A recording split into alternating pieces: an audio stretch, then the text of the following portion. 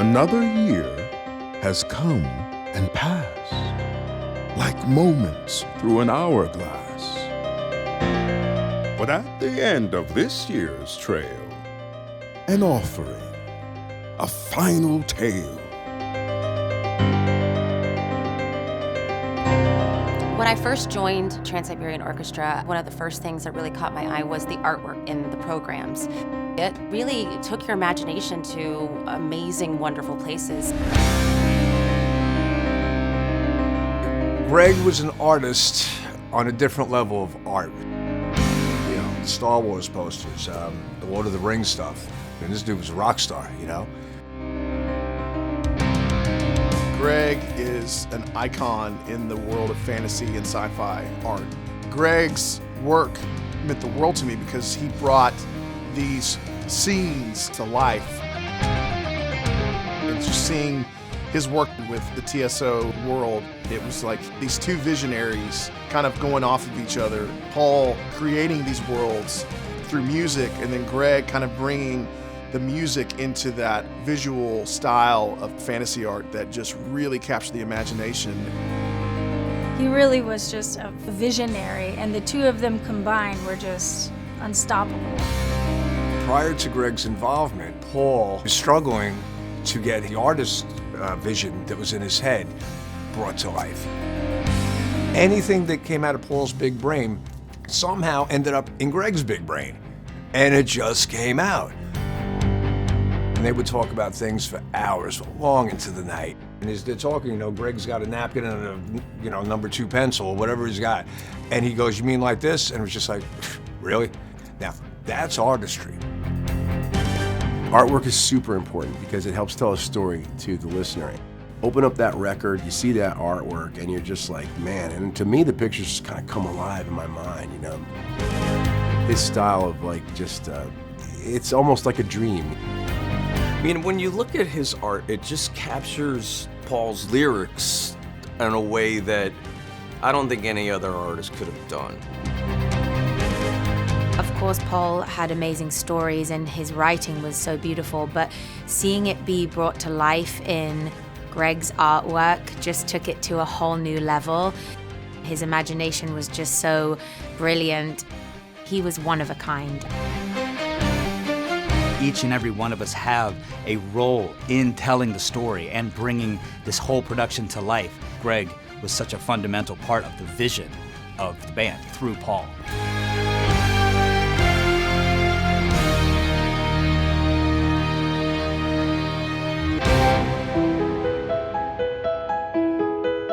Anytime Greg would finish an illustration and Paul had him working on for months, Paul would run into our dressing room. He would say, "Kittens, you know, I have something, I can't wait to show you what Greg has done this year." And he would flip through page by page, just so giddy to show us, and it really is astounding to look at. Paul would literally, in the tour program, would sit there and point out every little detail. And he goes, "That's you. You have to imagine that that's you up there. This is what we're creating, is this whole world. And when people see this and they're looking at this tour program and then they come to the show and they see you on stage, that's who you are. And we get to do this and we get to bring this to the people during the holiday season. So it's got to have that magic." And Greg brought the magic. Through his vision of what Paul had written, I was able to connect more to the emotion of what I needed to do as a singer to bring that to life. The pictures of the children and the wizards and the dragons and the man with the hat. All these characters that come to life because I guess they came from his and Paul's imagination. It's all magical. Everything you see on stage, all of the programs down to our logo, is Greg's execution of Paul's vision. So without Greg's ability to create these visuals, we wouldn't have TSO. Without him, none of this would be there.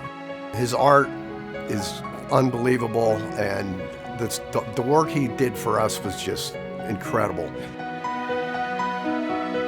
Greg's artwork has just become synonymous with the Trans-Siberian Orchestra, and I think the style of artwork just fit perfectly into Paul's vision, not just the album covers, but the tour programs, which, you know, how many millions of tour programs are out there, and Greg's artwork is all through all of that. When my daughter looks at these tour books that Greg has, you know, illustrated over the years, she's transplanted into this like magical world where Paul O'Neill's stories actually become real.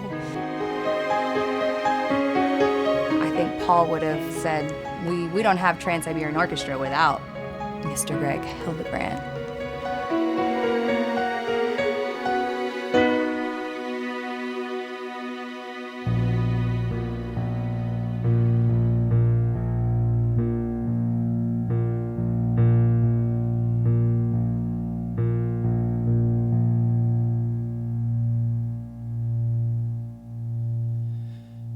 There was a life, was there before, but somehow here upon this night it now means more.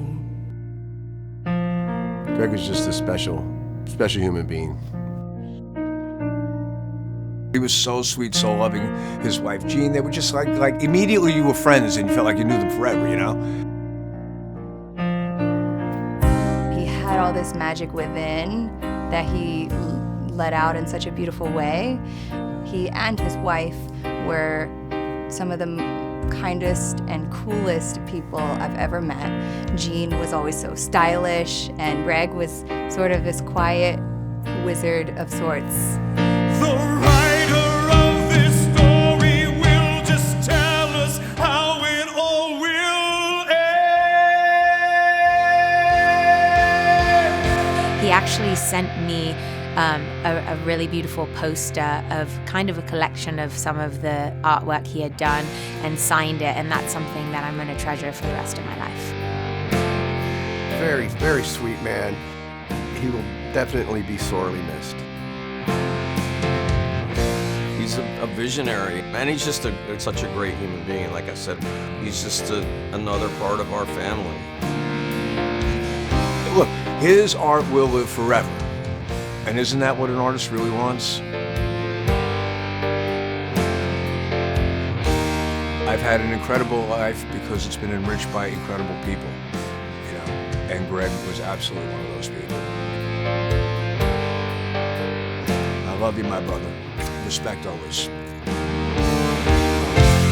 For that is its one wish.